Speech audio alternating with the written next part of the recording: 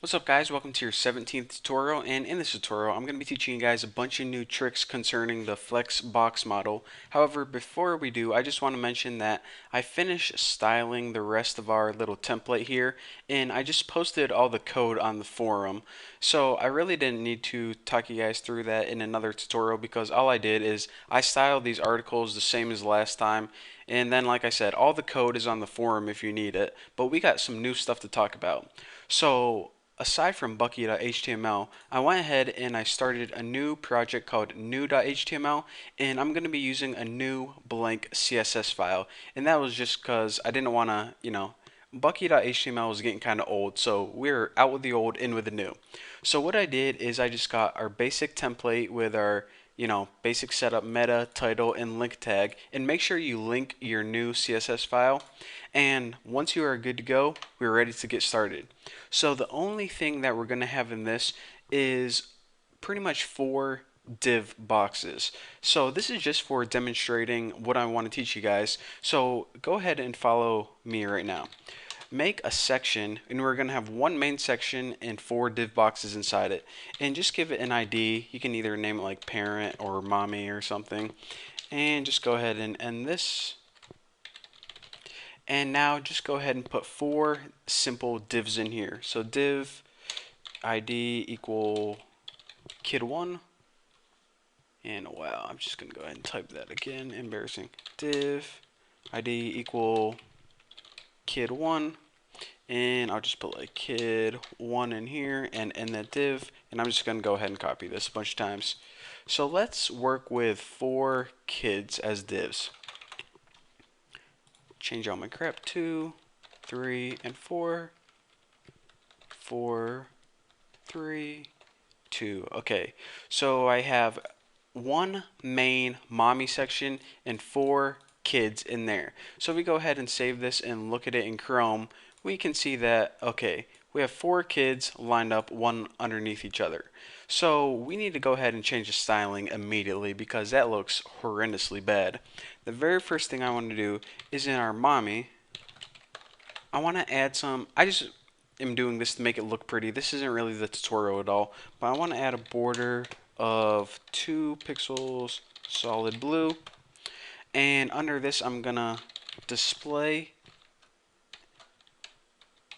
WebKit box. Now the reason I'm doing this is because since we're going to be looking at some examples of the flex box model or the flexible box model, you need to make the parent box. Again, I can't stress this enough. Please do not forget it.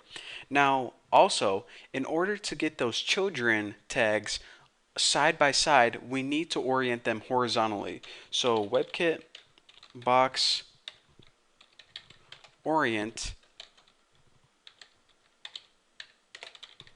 horizontal, and I believe if we save this they should be side by side. So let me go ahead and launch this baby in Chrome and check it out. Now everything is side by side. However, if we look at this, whenever we move these things around, it's going to be hard to tell what one's kid 1, kid 2, kid 3, kid 4. They all kind of look the same.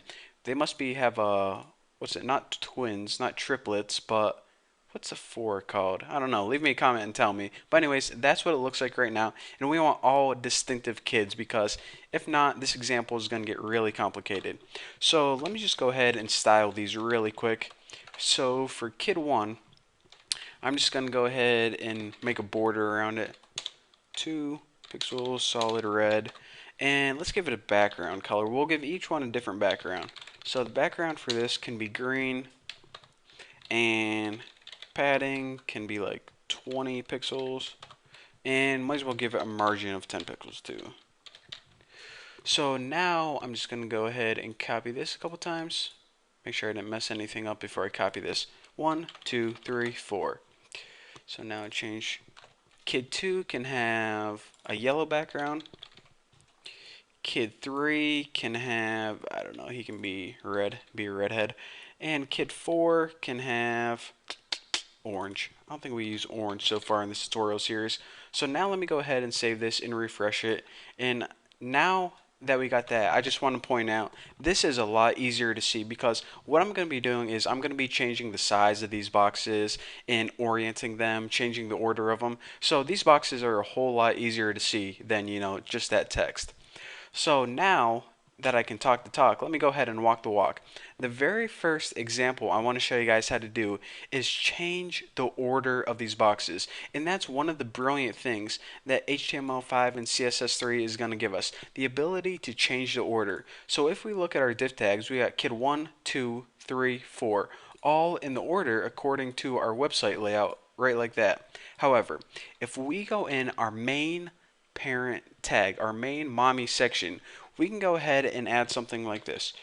WebKit box direction, and I believe what's it called, the default of this is normal. So if we go ahead and reverse this and save it, now check this out. When I refresh, our kid 1 2 3 4 goes from 4 3 2 1. So if you're like, okay, I just built the perfect website, but I want everything flipped backward, you can do it in one line of code instead of having to do pretty much rewrite your entire website. Oh, that's kind of a tongue twister there. So that is one trick. And now that we got the template set up exactly how we want it, got all our kids a different color, I'm going to be showing you guys a bunch of new tricks in the upcoming tutorials. But for now, that one trick is the only one you get. So again, I know I'm just doing it with stupid boxes right here, but if you were to make an actual website, this would be a huge section, such as, I don't know, maybe your drop down list. This would be your main content. This would be a news on the right hand side, and this would be your ads. So these are just little examples that you can apply to a bigger concept later on. But like I said, we're going to be talking about that in the upcoming tutorials. For now, that's all you get. So thank you guys for watching. Don't forget to subscribe. And remember, kids, don't go to college.